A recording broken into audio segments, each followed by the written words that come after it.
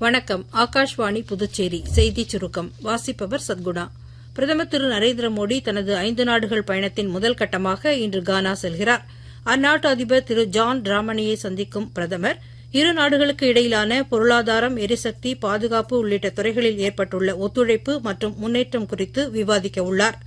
Quad வெளியுறவு அமைச்சர்கள் மாநாட்டில் பங்கேற்க அமெரிக்கா சென்றுள்ள மத்திய வெளியுறவுத்துறை அமைச்சர் டாக்டர் ஜெய்சங்கர் அந்நாட்டு பாதுகாப்பு செயலர் திரு பீட்டர் ஹெக்ஸெத்தை இன்று பென்டகனில் சந்தித்து இரு நாடுகளுக்கிடையே பாதுகாப்பு ஒத்துழைப்பில் ஏற்பட்டுள்ள முன்னேற்றங்கள் குறித்து விவாதித்தார்.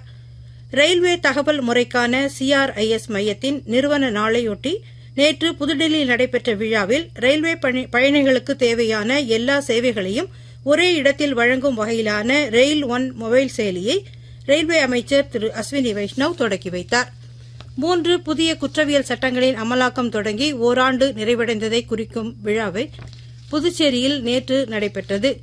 புதுச்சேரியில் 3 புதிய குற்றவியல் சட்டங்களின் அமலாக்கம் குறித்த ஆண்டு மலரை வெளியிட்டு பேசிய முதலமைச்சர் திரு ரங்கசாமி, காவல் நிலையங்களுக்கு நேரில் சென்று புகார் அளிக்காமல் சமூக வலைதளங்கள் மூலமாகவும் புகார் அளிக்கலாம் என்ற நிலை தற்போது ஏற்பட்டுள்ளதாக கூறினார். மேலும் அமைதி பூங்காவாக புதுச்சேரி மாநிலம் தொடர்ந்து நீடிக்க காவல்துறைக்கு தேவையான எல்லா உதவிகளையும் வழங்கும் என்றும் அவர் உறுதியளித்தார். 5892 அமர்நாத் யாத்ரீகர்கள் அடங்கிய முதல் குழு பகவதி நகர் யாத்ரி நிவாஸ் முகாமிலிருந்து இன்று அதிகாலை புறப்பட்டது.